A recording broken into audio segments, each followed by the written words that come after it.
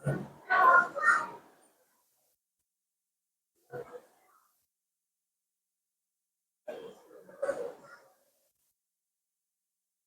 عليكم ورحمة الله وبركاته. إن الحمد لله نحمده ونستعينه ونستغفره ونعوذ بالله من شرور أنفسنا ومن سيئات أعمالنا. من يهدي الله فلا مضل له ومن يضلل فلا هادي له. وأشهد أن لا إله إلا الله وحده لا شريك له وأشهد أن محمدا عبده ورسوله. ما بعد، فقد قال الله تعالى في القرآن الكريم والفرقان المجيد: أعوذ بالله من الشيطان الرجيم. بسم الله الرحمن الرحيم.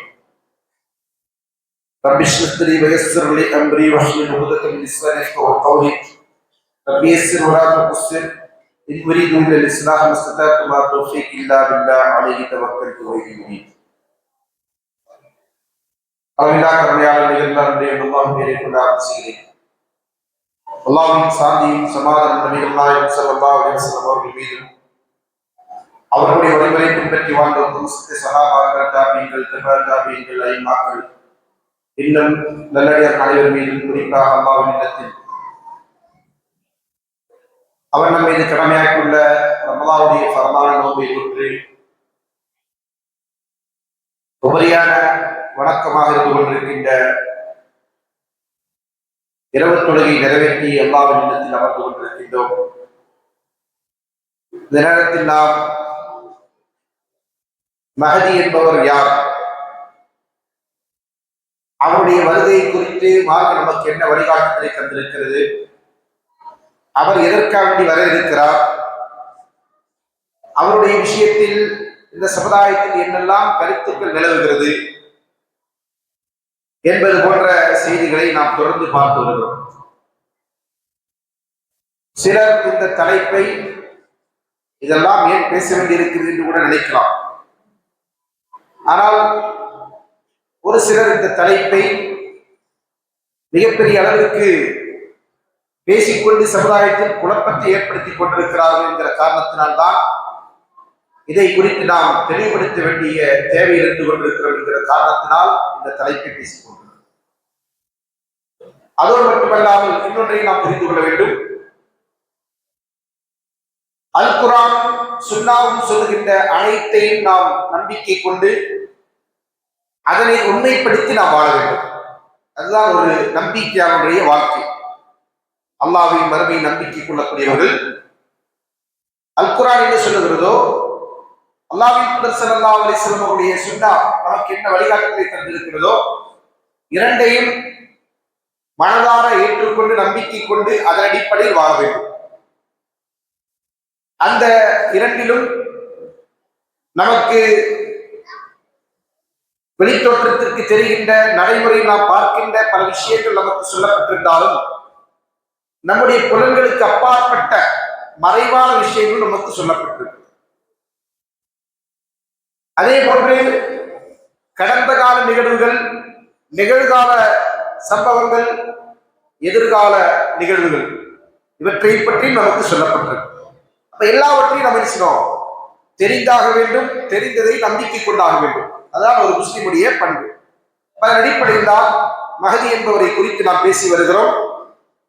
மஹதி என்பவர் இறுதி காலத்தில் தோன்ற இருக்கக்கூடிய ஒருவர். இந்த மார்க்கத்தை வலுவூட்டுவதற்காக வேண்டி அல்லாஹ்வினுடைய சந்ததியிலிருந்து அவர் வர இருக்கிறார். அவர் இந்த உலகத்தில் நீதத்தை நிலைநாட்டுவார். முஸ்லிம்கள் அனைவரும் அவர்களை பின்பற்றிக் கொண்டு அவரை ஆட்சியாளராக்கி அவருக்கு பின்னர் முஸ்லிம்கள் ஒரே அணியில் இருப்பார்கள். அவருக்கு மஹதி என்பது பின்னால் சூட்டப்படுகின்ற பெயர், அவருடைய இயற்பெயர் அல்ல. அவருடைய வருகைக்கு பின்னர் தான் ஈசா அலைஹிஸ்ஸலாம் அவர்கள் ஒரு உலகத்திற்கு வருவார்கள். அதே போன்று தஜ்ஜால் வர இருக்கிறார். இந்த தஜ்ஜாலுடைய குழப்பம் நேர்ந்ததற்கு பிறகு ஈசா அலைஹிஸ்ஸலாம் அவர்கள் அவரை கொல்வார்கள். அதன் பின்னர் உலகத்திற்கு யஜூஜ் மஜூஜ் என்கிற ஒரு கூட்டம் வருவார்கள். அவர்களை அல்லாஹ் அழிக்க இருக்கிறார். அதற்கு பிறகுதான் மறுமை என்பது துவங்க இருக்கிறது. அப்போ இந்த தலைப்பு ஏனென்று சொன்னால் இந்த தொடர்ச்சியை நம்ம பூர்த்தி செய்யும் போதால் மறுமையுடைய வாழ்க்கையை பற்றிய சரியான புரிதல் நமக்கு கிடைக்கும். மறுமை எங்கிருந்து ஆரம்பிக்கும் என்பதை பற்றிய புரிதலும் நமக்கு உண்டாகும். உலகத்திலே வாழுகிற நாம் இந்த உலகத்தில் நிரந்தரமாக வாழப்போகிறோம் என்கிற எண்ணத்தோடு அப்படியான ஒரு நம்பிக்கையோடு இருப்போமா என்றால் நிச்சயமா இல்லை. அப்படி இருக்கின்றவர்கள் முஸ்லிம்களா இருக்க முடியாது. முஸ்லிம்களா இருக்கக்கூடியவர்கள் இந்த உலகில் நாம் மரணிக்க இருக்கின்றோம். நம்முடைய மரணத்திற்கு பிறகு நமக்கு கபருடைய வாழ்க்கை இருக்கிறது, மறுமை வாழ்க்கை கொண்டு இருக்கிறது என்பதை நம்பிக்கை கொண்டவர்களாக இருப்பார்கள். அந்த மறுமையின் துவக்கம் எங்கிருந்து என்று கேட்டால் அதெல்லாம் மஹதியுடைய வருகைக்கு பின்னர் தான் ஆரம்பிக்கிறது. பெரிய அடையாளங்கள், சிறிய அடையாளங்கள் என்று இரண்டு விதமான அடையாளங்களை அல்லாஹ்வின் தூதர் ஸல்லல்லாஹு அலைஹி வஸல்லம் அவர்கள் நமக்கு முன்னறிவிப்பாக சொல்லிவிட்டு சென்றிருக்கிறார். மறுமைக்கு முன்னதாக நிகழக்கூடிய மிகப்பெரிய அடையாளங்கள் என்றும் அதே போன்று சிறிய அடையாளங்கள் என்றும் அல்லாஹ்வின் தூதர் ஸல்லல்லாஹு அலைஹி வஸல்லம் அவர்கள் இரண்டையும் அடையாளப்படுத்திவிட்டு சென்றிருக்கிறார்கள். அப்ப அதுல சிறிய அடையாளங்களில் பெரிது அப்படி வேண்டுமானால் சொல்லலாம். சொல்லலாம் சிறிய அடையாளத்தில் பெருசு எது? மஹதியுடைய வருகை. பெரிய அடையாளம் அல்ல, அது சிறிய அடையாளம் தான். ஆனால் சிறிய அடையாளத்தில் ஒரு பெரிய அடையாளம். அதற்கு பிறகு வேறு சிறிய அடையாளங்கள் இல்ல. தஜ்ஜாலுடைய வருகை எல்லாம் பெரிய அடையாளங்கள். அப்ப அதுல என்ன செய்வாங்க, அதன் பின்னர் நடக்கக்கூடிய நிகழ்வுகள் அனைத்துமே இந்த உலகம் அழிவை நோக்கி சொல்லிக் கொண்டிருக்கிறது என்பதை நிதர்சனமாக அல் குர்ஆன் சொன்னதை போன்று அல்லாஹ்வின் தூதர் ஸல்லல்லாஹு அலைஹி வஸல்லம் அவர்கள் எடுத்துக் கூறியதை போன்று உலகத்திற்கு வெளிச்சம் போட்டு காட்டக்கூடியதாக இருக்கு. அதற்கு முன்னர் தான் இவருடைய வருகை இருந்து கொண்டிருக்கிறது என்பதை நாம் அறிந்து கொள்ள வேண்டும். அவற்றை நாம் நம்பிக்கை கொள்ள வேண்டும். இவரை பொறுத்தவரையில் அல்லாஹ்வின் தூதர் ஸல்லல்லாஹு அலைஹி வஸல்லம் அவர்கள் அவரை குறித்து சொன்ன செய்திகளை ஒரு சிலவற்றை நம்ம பார்ப்போம். ரசூலுல்லாஹ் சொன்னாங்க, அல் மஹதி மின் உய்தரதி மின் வல்தி ஃபாத்திமா. சுனன் அபூ தாவூதில் சஹீஹ் என்கிற தரத்தில் பதிவு செய்யப்பட்டிருக்கின்ற 3603வது எண்ணில் பதிவு செய்யப்பட்டிருக்கின்ற ஒரு ஹதீஸ். ரசூலுல்லாஹ் சொல்றாங்க, அல் மஹதி, மஹதி என்பவர் மின் உய்தரதி, என் குடும்பத்தை சார்ந்தவர், மின் வல்தி ஃபாத்திமா, ஃபாத்திமாவுடைய சந்ததியில் வர இருக்கிறார் என்பதை என்ன சொன்னாங்க, அல்லாஹ்வின் தூதர் ஸல்லல்லாஹு அலைஹி வஸல்லம் சொல்லுகிறார். அப்ப ரசூலுல்லாஹ் அவர்கள் மஹதி என்பது அவருடைய பேர் என்ன என்பதை வேறு சில ஹதீஸ்கள் விளக்கி இருக்கிறாங்க. ஆனால் அவருக்கு கொடுக்கப்பட்டிருக்கின்ற பேர் தான் இது அல் மஹதி. அதே போன்று இன்னொரு அறிவிப்பில் ரசூலுல்லாஹ் சொன்னாங்க, அல் மஹதி மின்னா அஹ்லல் பைத், மஹதி அல்லாஹ்வின் தூதருடைய குடும்பத்தை சார்ந்தவர், எங்களில் உள்ளவர். யுஸ்லிஹுல்லாஹு ஃபீ லைலத்தின், அவர் மூலமாக இந்த உலகத்தை அல்லாஹ் தஆலா ஒரே இரவில் சீர்படுத்துவார். சுப்ஹானல்லாஹ். அப்படியானால் அவருடைய வருகை எந்த அளவிற்கு முக்கியத்துவம் வாய்ந்தது.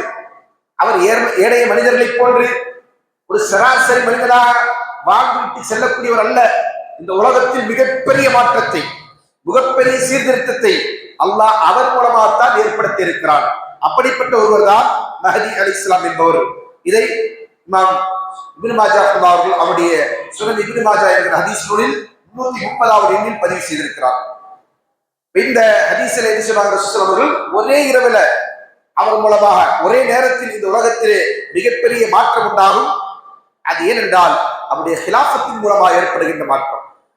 இந்த மஹதியை பற்றிய பண்புகளை ரசூலுல்லாஹ் சொல்றாங்க. நான் கண்டவன் கழிவன்லாம் என்ன செய்வான், மஹதி என்று சொல்லுவான். அந்த ரசூலுல்லாஹ் அவர்கள் என்ன செய்றாங்க, அதற்காக வேண்டி அவருடைய அடையாளத்தை தெளிவுபடுத்துறாங்க. வரம்போறாங்க. இப்ப நம்ம நேற்று வரையிலுமான உரையில பார்த்தீங்க, எத்தனை பேர் மஹதி என்று தன்னை அடையாளப்படுத்தினார். நேற்று நான் உரை நிகழ்த்தி இறங்குவதற்கு பிறகு நம்முடைய இமாம் அவர்கள் ஒரு செய்தியை சொல்லி காட்டினார். என்ன அப்படின்னா,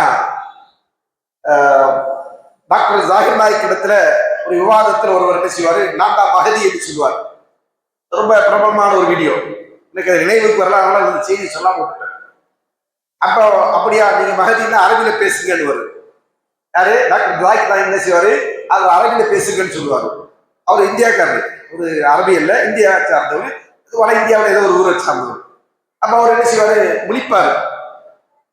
அப்போ டாக்டர் ஜாகிர் நாயக் சொல்லுவாரு, இல்ல மஹதிக்கு ரசூலுல்லாஹ் சொன்னாங்க, அரபி தெரியும் சொன்னாங்க, அதனால நீ என்ன செய்யறோம், அரபியில பேசலாம்.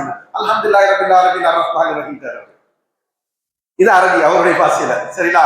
இப்படியாக போலிகள், பொய்யர்கள், ஏமாற்று பேர்வழிகள் இது போன்று வருவார்கள் என்பதனால தான் ரசூல் சொல்றாங்க, இத்தகைய ஒரு அடையாளமாக இருந்து கொண்டிருக்கிற ஒரு நபரை சரியான அந்த அடையாளத்தை தெளிவுபடுத்துகிறாங்க. அவருடைய சிபத் என்ன, அவர் எப்படிப்பட்டவராக இருப்பார் என்பதை பற்றி ரசூல் சொல்லும் போது சொல்றாங்க, லௌலம் இப்கா மினத் துன்யா இல்லா யௌமுன், இந்த உலகம் அழிவதற்கு ஒரு நாள் தான் எஞ்சி இருக்கிறது என்று சொன்னார். இந்த ஹதீஸ் ரொம்ப ஆழமா புரிந்து கொள்ள வேண்டிய ஒரு செய்தி. சொல்றாங்க, இந்த உலகம் அழிவதற்கு ஒரே ஒரு நாள் மட்டும்தான் பாக்கி இருக்கு அப்படின்னு இருந்தா என்னன்னா, அந்த நாள் அல்லாஹ் தஆலா நீண்ட நாள் ஆக்கி விடுவார். எதற்காண்டி? ஹத்தா இபஅஸ ஃபீஹி ரஜுலன் மின்னி அவ் மின் அஹ்லி பைத்தி, என்னுடைய குடும்பத்தை சார்ந்த ஒரு மனிதரை இந்த உலகத்திற்கு அனுப்புவதற்காண்டி அந்த நாள் அல்லாஹ் நீளமான ஒரு நாள் ஆக்கிடுவான். கியாமத்திற்கு முன்னதான ஒரு நாள். அப்படின்னா உலகம் அழியறதுக்கு ஒரு நாள் இருந்தாலும் ஒரு வந்தை தீர்வார். உண்மையில் அவர் அதுக்கு முன்னாடி வர இருக்கிறார். அப்படியான ஒரு அடையாளமாகத்தான் ரசூல் சொன்னாங்க, மஹதி அலைஹிஸ்ஸலாம் அவர்களை பற்றி சொல்லுகிறார்கள். சொல்லிட்டு சொன்னாங்க, யுவாதி இஸ்மஉ இஸ்மி, அவருடைய பேர் என்னுடைய பேரை ஒத்ததாக இருக்கும். அப்படின்னு என்ன அர்த்தம்? அவருடைய பேர் என்னவா இருக்கும்? முஹம்மத். நபி ஸல்லல்லாஹு அலைஹி வஸல்லம் பேர் தான் அவருடைய பேர். அதோட முடிஞ்சிடல. ஏன்னா இப்ப நம்ம நேற்று முந்தா நேற்று எல்லாம் நம்ம போலி மகதிகளை பற்றி சொல்லும் போது அதுல நிறைய பேர் முஹம்மதுன்னு வந்தாங்க இல்லையா? அப்ப அவங்கெல்லாம் மகதியா இருப்பாங்க அப்படின்னு கேட்டா இருக்க மாட்டாங்க. இருக்க மாட்டாங்கன்றது இன்னைக்கு நம்ம என்ன அறுதிட்டு உறுதியா சொல்லலாம். ஏன் எப்படி சொல்லலாம்? மகதி வந்துட்டான்னு அடுத்தது இஸ்லாமிய ஆட்சி வந்திருக்கணும், வரல. அப்ப அவங்களாம் யாரு? துபாக்கூர் அப்படின்றது நமக்கு புரிஞ்சிச்சு இல்லையா? இதுக்கு முன்னாடி மகதின்னு வாதித்தவங்கள யாரு? துபாக்கூர் மகதி தான், ஒரிஜினல் இல்ல அப்படின்னு நமக்கு இப்ப நம்ம என்ன உறுதியா சொல்லலாம். அந்த காலத்துல இருக்கிற மக்களுக்கு ஒரு நெருங்கல் உண்டாயிருக்குமே, அதற்கும் தேவையில்லை. ஏன்னா ரசூலுல்லாஹி சொன்னாங்க, அவருடைய பேர் என்னுடைய பேரா இருக்கும். சரி, அப்படி சில பேர் மகதின்னு சொன்னாங்க இல்லையா? அவங்க மகதியா இருப்பாங்கன்னு கேட்டா இருக்க மாட்டாங்க. ஏன்னு சொன்னா அதை தாண்டி ரசூலுல்லாஹி சொன்னாங்க, இஸ்ம அபீஹி இஸ்ம அபி, வாப்பாவுடைய பேர் ஏன் வாப்பா பேரா இருக்கும். இப்படி மஹதி அலைஹிஸ்ஸலாமுடைய பேரு என்னுடைய பேரா இருக்கும். அதாவது முஹம்மது என்று இருக்கும். அவருடைய வாப்பாவுடைய பேர் என்னவா இருக்கும்? ஏன் வாப்பா பேரா இருக்கும் அப்படின்னு அர்த்தம், அப்துல்லா என்று இருக்கும். அவருடைய பேரு மஹதியுடைய வாப்பாவுடைய பேர் என்னவா இருக்கும்? அப்துல்லா என்று இருக்கும் என்பதை ரசூலுல்லாஹி அவர்கள் தெளிவுபடுத்துறாங்க. சரிங்களா? சொல்லிட்டு சொன்னாங்க, எந்தவுல் அர்த கிஸ்தம் வஅத்லா, பூமி முழுக்க அவர் என்ன செய்வார்? நீதத்தையும் நியாயத்தையும் நிலைநாட்டுவார். பூமி முழுக்க அப்படின்னு சொன்னா அவர் 7 அல்லது 8 ஆண்டுகள் இந்த உலகத்துல வாழ்வாரு, ஆட்சி புரிவாரு. அந்த உலகம் முழுக்க எப்படி இருக்குன்னு சொன்னா சமாதான மிக்கதாக, நீதி மிக்கதாக மாறிவிடும். ஏனென்றால் அவருடைய ஆட்சியின் கீழே ஒட்டுமொத்த உலகமும் வந்து விடும். பிறகு ரசூல் சொன்னாங்க, கமா முரியத் துல்மன் வஜூரா, எப்படி இந்த உலகம், இந்த பூமி அநியாயங்கள் அக்கிரமங்கள் நிரம்பியதாக இருந்து கொண்டிருக்கிறதோ அதே மாதிரி அநியாயத்தையும் அக்கிரமத்தையும் தொலைத்தெறிந்து விட்டு நீதத்தையும் நியாயத்தையும் நிலைநாட்டப்பட்ட ஒரு பூமியா இந்த பூமியை அவர் மாற்றி விடுவார். இன்னைக்கு நம்ம பார்க்கிறோம், இன்னைக்கு உலகம் எப்படி இருக்கு? நியாயத்தால் நீதத்தால் நிரம்பி இருக்கிறதா, அநியாயத்தால் அக்கிரமத்தால் நிரம்பி இருக்கிறதா என்று கேட்டால் ஒட்டுமொத்த குரலாக ஒலிக்கின்ற பதில் என்ன? இந்த உலகம் இன்றைக்கு மிகப்பெரிய அநியாயத்தால் அக்கிரமத்தால் நிரம்பி இருக்கின்றது. அதற்கு நாம் இந்த உலகத்திலே ஆட்சி செய்கின்ற ஆட்சியாக எடுத்துக்கொள்ளலாம். நம்முடைய நாடாக இருக்கட்டும் அல்லது உலக நாடுகளாக இருக்கட்டும், உலகத்திற்கு நாங்கள் தான் நாட்டாமை என்று சொல்லுகிற நாடாக இருக்கட்டும், எல்லா நாட்டிலும் இருக்கக்கூடிய ஆட்சியாளர்கள் எப்படிப்பட்டவர்கள் என்று சொன்னால் மிகப்பெரிய கொடுங்கோலர்களாக, மிகப்பெரிய அநியாயக்காரர்களாக, மிகப்பெரிய அக்கிரமக்காரர்களாக, மிகப்பெரிய அயோக்கியர்களாக வெளிச்சு போட்டு காட்டக்கூடிய உண்மை என்ன? இவர்களை விட கேவலமானவங்க உலகத்தில் இருக்க மாட்டாங்க என்று சொல்லக்கூடிய அளவிற்கு ஆட்சியாளர்களுடைய நிலை இருந்து கொண்டு, ஆட்சியாளர்கள் கேடுகட்டு விட்டது என்று சொன்னால் இந்த உலகம் அழிவை நோக்கி சென்று கொண்டிருக்கிறது என்பதுதான் அதற்கான பொருள். அப்படியான ஒரு நிலை இன்றைக்கு உலகத்தில் இருந்து கொண்டிருக்கு. நாம் வாழ்ந்து கொண்டிருக்கின்ற இந்த உலகத்தில் அநியாயங்களும் அக்கிரமங்களும் தான் தலை தூக்கி இருக்கின்றது. இப்படியான ஒரு காலகட்டத்தில் தான் யார் வர இருக்கிறாங்க? மஹதி அலைஹிஸ்ஸலாம் அவர்கள் வர இருக்கிறாங்க. வந்தார் என்று சொன்னால் இந்த உலகத்தில் அவர் செய்வாரு, நீதத்தை நியாயத்தை நிலைநாட்டக்கூடியவராக இருப்பார் என்பதை என்ன செய்றாங்க? அல்லாஹ்வின் தூதர் ஸல்லல்லாஹு அலைஹி வஸல்லம் சொல்கிறார். இந்த ஹதீஸ் மிக தெளிவாக ஷியாக்களுடைய வாதத்திற்கு மறுப்பா இருந்து கொண்டிருக்கு. ஷியாக்கள் என்ன சொன்னாங்க? முஹம்மது பின் ஹசன் அல் அஸ்கர் என்று சொல்லக்கூடியவர் தான் மஹதி என்று சொன்னாங்க இல்லையா? அவருடைய பேர் முகமது, ரைட்டு. பாப்பா பேர் என்ன? அப்துல்லா இல்லையா? ஹசன் ஆயிடுச்சு, அப்படிதானே? அப்ப அவர் யாராக மாட்டாரு, மஹதி அல்ல என்பது மிகச் தெளிவாக நமக்கு எடுத்துரைக்கின்ற உண்மை. அல்லாஹ்வின் தூதர் அவர்கள் சொன்னாங்க, இந்த ஹதீஸின் மூலமா அந்த வாதத்தை முற்றிலுமாக முறியடித்து விட்டார். அது மட்டுமல்லாமல் அப்படி ஒருவர் வந்ததற்கு பிறகு இந்த உலகத்தில் செய்வோம் நீதமும் நியாயமும் தான் நிலைத்திருக்கும் என்பதையும் ரசூலுல்லாஹ் சொன்னார். ஏன்னா அவரை பற்றி ஒருமுறை வருவார் என்றுதான் ரசூலுல்லாஹ் சொன்னார்களே தவிர ஷியாக்கள் கட்டி வைத்திருக்கின்ற கட்டுக்கதைகளை கேட்ப 5 வரையில் உலகத்திலே வாழ்ந்து காணா போயிட்டு திரும்ப வருவார் என்றெல்லாம் ரசூலுல்லாஹ் சில சொல்லவே இல்லை. இப்படியான பொய்கள் இதன் மூலமாக மறுக்கப்படுகிறது. அடுத்ததாக அந்த மஹதியுடைய பண்பை பற்றி இன்னும் ரசூலுல்லாஹ் அவர்கள் விரிவாக சொல்றாங்க. வேறொரு ஹதீஸ்ல ரசூலுல்லாஹ் சொன்னாங்க, அல் மஹதி மின்னி அஜ்லா ஜபஹா, மஹதி என்னை சார்ந்தவர், அகண்ட நெற்றியுடையவர். பாருங்க, அவருடைய வர்ணனையை ரசூலுல்லாஹ் அவர்கள் பேரு கோத்திரம் என்பதை மட்டும் தெளிவுபடுத்தி ரசூலுல்லாஹ் விட்டு செல்லல. அடுத்ததா என்ன செய்றாங்க, அவருடைய தோற்றம் எப்படி இருக்கும்? அஜ்லா ஜபஹா, நீண்ட அகண்ட பரந்த நெற்றியுடையவரா இருப்பார். அக்னல் அன்ஃபி, நீண்ட ஷார்ப்பான மூக்குடையவரா இருப்பார். எல்லோ நல்ல கிஸ்தம் வாதிலா கமா முரியத் ஜுரம் வல்மா, இந்த பூமி எப்படி அநியாயங்கள் அக்கிரமங்களால் நிரம்பி இருந்ததோ அதே போன்று அந்த இடத்தில் அதற்கு மாற்றாக நீதத்தையும் நியாயத்தையும் நிலைநாட்டி கொண்டு இந்த உலகத்திலே நீதியை நிரப்புவார். பிறகு சொல்றாங்க,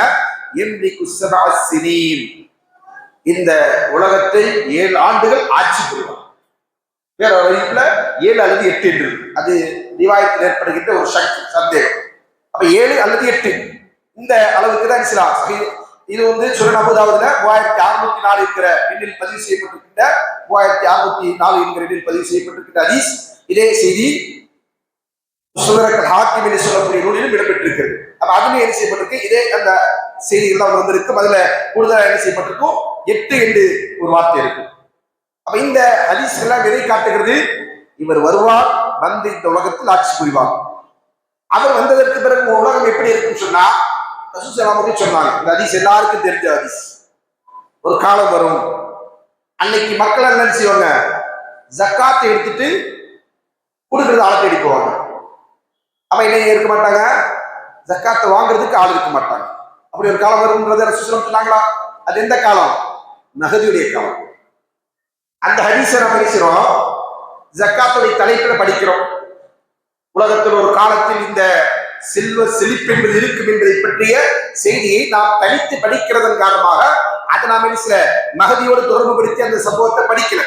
உண்மையில் அந்த செய்தியும் மஹதியோடு தொடர்புடையது. ஏன்னா ரசூலுல்லாஹ் சொல்றாங்க, யஹ்ருஜு ஃபி ஆகிர் உம்மத்தி அல் மஹதி, என்னுடைய உம்மத்தின் கடைசி காலத்தில் மஹதி என்பவர் வருவார். யஸ்கி அல்லாஹ் கைஃப, அவருக்கு அல்லாஹ் வானத்திலிருந்து மழையை இறக்குவார். தஹ்ருஜு லஹு நபாத்தஹா, பூமி அதன் விளைச்சல்களை வெளிப்படுத்தும். பூமியில் என்ன செய்யும், தாராளமா விளைச்சல் உண்டாகும். இன்றைக்கு இருக்கிறது மாதிரி பசியோ பஞ்சமோ வறுமையோ அல்லது உற்பத்தி குறைபாடோ அல்லது அதை அழிந்து போகின்ற நிலையோ அன்றைக்கு இருக்காது. இல்லாமல் அல்லாஹ் அழிச்சுவான். இந்த பூமிக்கு அல்லாஹ் அதனுடைய செல்வங்களை வெளிப்படுத்துமாறு அல்லாஹ் கட்டளையிட்டதன் அடிப்படையில் இந்த உலகத்தில் பூமியில் என்ன செய்வோம், செழிப்பான அளவிற்கு விவசாயங்கள் பெருகிருக்கும். எல்லோருக்கும் சம அளவு செல்வத்தை அவர் கொடுப்பார். யாரு? மஹதி அலைஹிஸ்ஸலாம். அவருடைய கீழே தான் ஆளுகைகள் தான் ஆட்சி இருக்கு. அவர் என்ன செய்வாரு, எல்லா மக்களுக்கும் கொடுப்பாரு. கால்நடைகள் பெருகும். சமுதாயம் அன்றைக்கு கண்ணியமிக்கதாக மகத்துவம் பொருந்தியதாக இருக்கும். எப்போ? மஹதி அலைஹிஸ்ஸலாம் வந்ததற்கு பிறகு. ஏண்டால் இன்னைக்கு நம்ம முஸ்லிம் சமுதாயத்தின் நிலையை பார்க்கிறோம் இல்லையா? என்ன இருக்கு, முஸ்லிம்கள் அணி அணியாக குழு குழுவாக பிரிந்து சின்னாபின்னமாகி சிதைந்து ஒருவருக்கு ஒருவர் பழிசாடி கொண்டு ஒருவரை குறை சொல்லிக் கொண்டு ஒருவரை வீழ்த்தலாம் என்கிற எண்ணத்தோடு இன்னொருவர் எதிரியாக இருந்து கொண்டு இந்த சமுதாயத்திலே நடக்கின்ற அநியாயங்கள் அக்கிரமங்கள் சொல்லி மாறாவது. அவ்வளவு பெரிய எதிர்ப்பும் பகைமையும் வெறுப்பும் கொண்டவர்களா முஸ்லிம்களுக்கு உலகத்தில் வாழ்வது. முஸ்லிமை கருவறுப்பதற்கு எதிரி நினைக்கிறதை காட்டிலும் கூடுதலாக யார் நினைக்கிறார்? இன்னொரு முஸ்லிம் நினைக்கிறார். முஸ்லிம்கள் இல்லாமலாக வேண்டும். அப்படி நினைச்சா எதிரியா இருக்கிறவன் யாரு? இன்னொரு முஸ்லிம். அப்படியா நிலை. அப்ப இதையெல்லாம் அடித்தொழித்து இந்த உம்மத்தினுடைய வலிமையை, இந்த உம்மத்துடைய மகத்துவத்தை பேணக்கூடியவரா யார் இருப்பார் என்று கேட்டால் மஹ்தி அலைஹிஸ்ஸலாம் தான் இருப்பார் என்பதை அல்லாஹ்வின் தூதர் ஸல்லல்லாஹு அலைஹி வஸல்லம் சொல்லிவிட்டு சொல்கிறார்கள். 7 அல்லது 8 ஆண்டுகள் இந்த உலகத்தில் அவர் வாழ்வார். அதாவது இந்த நிலைகளுக்கு பிறகு ஆட்சியில் அவர் இருக்கக்கூடிய காலகட்டத்தில் தான் இதெல்லாம் நடக்கும் என்பதை சொன்னாங்க. அல்லாஹ்வின் தூதர் ஸல்லல்லாஹு அலைஹி வஸல்லம் சொன்னாங்க, சொல்லி காட்டுறாங்க. அதற்கு பிறகு இன்னொரு செய்தியில ரசூலுல்லாஹ் சொல்றாங்க, ஒரு காலம் வரும், அந்த காலத்தில் செய்வாங்க 7 அல்லது 8 ஆண்டுகள் அவருடைய ஆட்சியில் இருக்கும். இந்த உம்மத்திலே மிகப்பெரிய செல்வ செழிப்புகள் இருக்கும். அதற்கு முன்னாடி அது மாதிரி ஒரு செல்வ செழிப்பு என்பது சமுதாயத்தில் இல்லவே இல்லை. அதனுடைய வாழ்வாதாரங்கள் அவர்களுக்கு எல்லா விதத்திலும் வழங்கப்படும். எந்த ஒன்றையும் அவர்கள் செய்ய மாட்டாங்க, சேமித்துக் கொள்ள மாட்டார்கள். அவ்வளவு செலவு செஞ்சாலும் இருக்கும், தாராளமா இருக்கும். அல் மால் யக்மதின் கதூசின் நிறைய இருக்கும். யகூல் ரஜுல் ஃபயகும் ரஜுல் ஃபயகூல் யா மஹதி ஆத்தினி. அப்ப ஒரு மனிதன் வந்து நினைச்சுவாரு, மஹதி அலைஹிஸ்ஸலாம் கேட்பார், எனக்கு செல்வத்தை தாங்க. அவரு சொல்லுவாரு, எடுத்துக்கோ, எவ்வளவு எடுத்துக்கோ அப்படின்னு சொல்லக்கூடிய அளவுக்கு அன்றைக்கு நிச்சயம் செல்வம் பெருகி இருக்கும் என்பதாக அல்லாஹ்வின் தூதர் ஸல்லல்லாஹு அலைஹி வஸல்லம் சொல்கிறார். இப்படி மஹதியுடைய அந்த காலகட்டம் என்பது உலகத்தில் இஸ்லாமிய சமூகம் கண்டிராத அளவிற்கு ஒரு தனித்துவமான சிறப்புமிக்க ஒரு காலகட்டமாகும். அதற்கு முன்னரும் அப்படியான ஒரு காலகட்டம் கிடையாது, அதற்கு பின்னரும் அது போன்ற ஒரு காலகட்டம் வரப்போகும். அப்படியான ஒரு காலகட்டம். ஏனென்றால் நமக்கு எல்லாருக்கும் தெரியும், இந்த உலகத்தில் எத்தனையோ நபிமார்கள் ஆட்சி செய்திருக்கிறார்கள். தாவூத் அலைஹிஸ்ஸலாம் அவர்கள் ஆட்சி செய்திருக்கிறார்கள், சுலைமான் அலைஹிஸ்ஸலாம் அவர்கள் ஆட்சி செய்திருக்கிறார்கள். அதே போன்று அல்லாஹ்வின் தூதர் ஸல்லல்லாஹு அலைஹி வஸல்லம் அவர்கள் ஆட்சி செய்திருக்கிறார்கள். அதற்கு பின்னர் கலீஃபாக்களில் அபூபக்கர் ரலியல்லாஹு அன்ஹு, உஸ்மான் ரலியல்லாஹு அன்ஹு, உமர் ரலியல்லாஹு அன்ஹு, உஸ்மான் ரலியல்லாஹு அன்ஹு, அலி ரலியல்லாஹு அன்ஹு, முஆவியா ரலியல்லாஹு அன்ஹு, இப்படி செஞ்சிருக்கிறாங்க. பல சஹாபாக்கள் ஆட்சி செஞ்சிருக்கிறாங்க.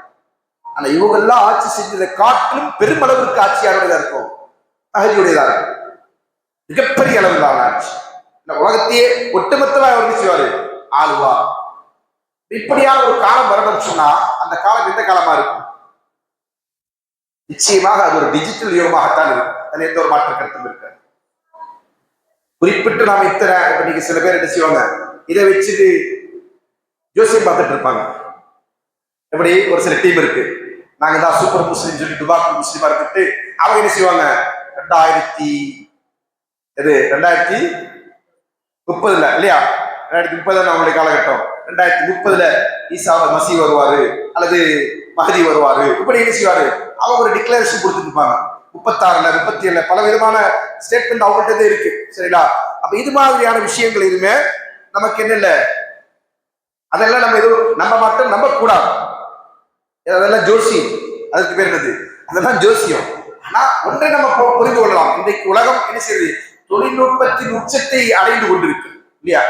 இந்த அளவுக்கு சொன்னா மனிதனுடைய தேவை இல்லாமல் உலகத்தை கண்காணிப்பதற்கும் உலகத்தை ப்ரொடெக்ட் பண்ணுவதற்கும் பாதுகாப்பதற்கும் என்ன செய்யப்படுது, தொழில்நுட்பத்தால் கட்டமைக்கப்பட்ட ரோபோக்களால், ஏஐ டெக்னாலஜி என்பது உலகத்தை ஆட்சி செய்கின்ற அளவிற்கு வளர்ந்திருக்கு. அப்ப இது இன்னும் இதோட உச்சத்தை தொடர்பு ஒரு காலகட்டம் இருக்கு. அப்படியான ஒரு காலகட்டத்தில் இன்ஷா அல்லாஹ் என்ன செய்வார், அல்லாஹ் நாடினால் இவர் வருவார். அப்படி வந்தாங்கன்னா என்ன செய்வோம், ஒரே இடத்துல இருந்து கண்ட்ரோல் பண்ணலாமே உலகத்தை, அப்படிதானே?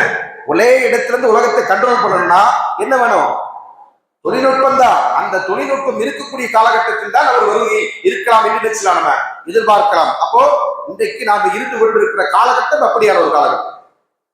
இன்னும் கொஞ்சம் போனா என்ன செய்வோம், இந்த தொழில்நுட்பம் இதோட உச்சத்தை தொடும். இன்னைக்கு நீங்க பாத்தீங்கன்னு சொன்னா ஐடி துறையில் பணிபுரிகின்ற டெக்னீஷியன் அவங்க எல்லாம் என்னது ஒரு விதமான அச்சத்தில் இருக்கிறாங்க. ஏன், அவங்க இடம்லாம் காலியாக போகுது. யார் ஆக்கிரமிக்க போறாங்க, ஏஐ ஆர்டிபிஷியல் இன்டெலிஜென்ஸ் செய்து அவங்களுடைய வேலைகளுக்கெல்லாம் ரிப்ளேஸ்மெண்ட் ஆயிருந்து கொண்டிருக்கிற காரணத்தினால ஒரு விதமான அச்சத்தில் இருந்து கொண்டிருக்கிறாங்க. பல நிறுவனங்கள் இப்போதே அந்த நடவடிக்கை எடுத்துக் கொண்டிருக்கிறாங்க. வேலையை வந்து நீக்கிவிடக்கூடிய அந்த வேலையை செய்து கொண்டிருக்கிறாங்க. அப்ப இதை நம்ம நினைச்சோம், இது ஒரு அடையாளமாகத்தான் நம்ம பார்க்க வேண்டியிருக்கு. அடுத்ததாக அன்பானவர்களே, அல்லாஹ்வின் தூதர் ஸல்லல்லாஹு அலைஹி வஸல்லம் அவர்கள் இவருடைய வருகையுடைய காலகட்டத்தை பற்றி சொல்லும் போது சொல்றாங்க, ரொம்ப முக்கியமான ஒரு செய்தி. எப்போ எந்த காலகட்டத்தில் அவர் வருவார், வந்ததற்கு பிறகு என்னெல்லாம் நடக்கும் என்பதையும் என்ன செய்றாங்க அல்லாஹ்வின் தூதர் ஸல்லல்லாஹு அலைஹி வஸல்லம் அவர்கள் சொல்லுகிறார். ஒருமுறை ஆயிஷா ரலியல்லாஹு சொன்னாங்க, ரசூலுல்லாஹி அவர்கள் தூங்கிக் கொண்டிருக்கிறாங்க. தூங்கிக் கொண்டிருக்கிற ரசூலுல்லாஹி அவர்கள் என்ன செய்றாங்க, அந்த தூக்கத்திலே என்ன செய்றாங்க, எதையோ செய்ய போறாங்க. தூக்கத்திலே ரசூலுல்லாஹ் எதை செய்யறதாக மக்கள் பார்க்கறாங்க. அப்போ ரசூலுல்லாஹ்விடம் இருந்தவர்கள் என்ன செய்றாங்க, கேட்கிறாங்க, யார் ரசூலுல்லாஹ் சனத்த ஷையன் ஃபி மனாமிக்க லம் தகுன் தஃஅலு. அல்லாஹ்வின் தூதர் அவர்களே, தூக்கத்துல நீங்க ஏதோ ஒன்று செஞ்சீங்க, அவர் ஏதோ பிடிக்கிற மாதிரியோ எடுக்கிற மாதிரியோ தடுக்கிற மாதிரியோ பண்ணாங்க. இப்படிதான் இதற்கு விளக்குறை எழுதி இருக்கக்கூடிய அறிஞர்கள் நினைச்சாங்க. சஹீஹ் புகாரி சஹீஹ் முஸ்லிமுடைய ஹதீஸ் இது. அதற்கு விரிவுரை எழுதுகிற போது இமாம் நபி ரஹ்மத்துல்லாஹி சொன்னாங்க, அல்லாஹ்வின் தூதர் அவர்கள் எதையோ பிடிக்கவோ அல்லது தடுக்கவோ செய்ததை போன்று நடந்து கொண்டார்கள் தூக்கத்துல. அப்போ இதை பார்த்துட்டு நினைச்சாங்க, கூட இருந்தவர்கள் கேட்கிறாங்க, அல்லாஹ்வின் தூதர் அவர்களே, நீங்கள் வழக்கமாக செய்யாத ஒன்றை இன்றைக்கு நீங்கள் தூங்குகிற போது செய்தீர்கள். அப்ப ரசூலுல்லாஹி அவர்கள் சொன்னாங்க, அல் அஜ்பு இன்ன நாஸ மின் உம்மத்தி யஉமுன பில் பைத்தி பிரஜுலின் மின் குரைஷ். என்னுடைய உம்மத்தில ஒரு ஆச்சரியம், ரசூலுல்லாஹி சொன்னாங்க, ஆச்சரியமான விஷயம், என்னுடைய உம்மத்தில காபாவிற்கு என்னுடைய சமுதாயத்தை சார்ந்த குறைஷியை சார்ந்த ஒரு மனிதர் இமாமாக இருப்பார், இமாமா வருவார். அவர் என்ன செய்வார்னா, அந்த பைத்துல்லா ஹரம்ல வந்து பாதுகாவல் தேடி வரா, தஞ்சம் புகுந்தவரா வந்து இருப்பார். ஆனா அவர் என்ன செய்வாங்க, மக்கள் இமாம் ஆக்குவாங்க. அவரை என்ன செய்வாங்க, மக்கள் இமாம் ஆக்குவாங்க. அவரை தேடி ஒரு கூட்டம் வருவாங்க. அவரை தேடி ஒரு கூட்டம் என்ன செய்ய, அவரை கொன்றொழிக்கிறதுக்கு அழிக்கிறதுக்கு அப்படி வருவாங்க. ஹத்தா இதா கானு பில் பைதா, அவங்க வந்து பைதா என்கிற இடத்தில் இருக்கிற போது குசிஃப பிஹிம், பூமி அவங்களை விழுங்கிடும். என்ன நடக்கும், அப்படியே அந்த கூட்டம் பூமிக்குள்ள புதைந்து விடுவார்கள். சஹீஹ் முஸ்லிமில் வருகின்ற செய்தி. அப்ப இந்த நிகழ்வை கண்டதற்கு பிறகுதான் மக்கள் என்ன செய்வாங்க, புரிந்து கொள்வார்கள், இவர்தான் மஹதி என்று. சாதாரணமா புரிகிறது இல்லை, சாதாரணமா நடக்கக்கூடிய ஒரு நிகழ்வு அல்ல இது. அதிசயமான முறையில், வளமைக்கு மாற்றமான முறையில் இந்த உலகத்தின் ஒட்டுமொத்த முஸ்லிம் உம்மாவின் தலைவராக தேர்ந்தெடுக்கப்பட வேண்டியவர் என்கிற அடையாளத்தை அல்லாஹ்வின் தூதர் அவர்கள் சுட்டிக்காட்டி விட்டுத்தான் மஹதியை பற்றி சொன்னார்கள். அப்படியான ஒருவராகத்தான் இந்த மஹதி வர இருக்கிறார். இன்னும் இன்ஷா அல்லாஹ் இந்த தலைப்பில் நம்ம வேறு சில செய்திகள், அதாவது மஹதி வந்ததற்கு பிறகு எப்படி இந்த சமுதாயம் இருக்க வேண்டும் என்பதை பற்றியும், அதை குறித்து சில வழிகாட்டுதல்களும், அவருடைய இமாமத்தை எப்படி மக்கள் பையத் கொடுப்பார்கள் என்பதை பற்றியும் ரசூலுல்லாஹி சொல்லி இருக்கக்கூடிய செய்திகள், அதே போன்று ஈசா அலைஹிஸ்ஸலாம் அவர்கள் எப்போது வருவார்கள் என்கிற செய்தி, அவருடைய வருகை கொட்டி இருந்து கொண்டிருக்கிற சில தகவல்களையும் நாம் அறிந்து கொள்ள இருக்கிறோம். இன்ஷா அல்லாஹ் நாளைய தினம் அந்த தலைப்பை நாம் பார்க்க இருக்கிறோம். எனவே அன்பானவர்களே, மஹதி அலைஹிஸ்ஸலாம் என்பவர் அல்லாஹ்வின் தூதரால் முன்னறிவிப்பு செய்யப்பட்ட ஒருவர். அவரை பற்றி பேசுவது அர்த்தம் இல்லாமல் இல்லை, அர்த்தத்தோடு தான் பேசிக் கொண்டிருக்கிறோம். அவர் இந்த சமுதாயத்தை வழி நடத்துகின்ற உத்தம தலைவராக இருக்கக்கூடியவர் என்று அல்லாஹ்வின் தூதர் அவர்கள் முன்னறிவிப்பு செய்யப்பட்டவர். அதான் அவருக்குரிய அந்தஸ்து. அதனால இது ஒரு தேவையற்ற ஒரு தலைப்பு என்று யாரும் எண்ணிவிட வேண்டாம். நிச்சயம் இது தேவையுள்ள தலைப்பு தான். இந்த தலைப்புக்கு பின்னால் இருந்து கொண்டிருக்கிற தலைப்பு அது அதைவிட மிக முக்கியமான ஒரு தலைப்பு என்பதை புரிந்து கொள்ள வேண்டும். அல்லாஹ் தஆலா நாம் எதை கேட்டோமோ அதை சரியான முறையில் உருவாக்கிக் கொண்டு அதன் இப்படி நம்முடைய நம்பிக்கையின் அமல்களை அமைத்துக் கொண்டு வாழக்கூடிய நல்லது ஒரு தௌஃபீக்கினை வழங்கட்டும் என்கிற பிரார்த்தனையோடு இந்த உரையை நிறைவு செய்கிறேன். அஸ்ஸலாமு அலைக்கும் வரஹ்மத்துல்லாஹி.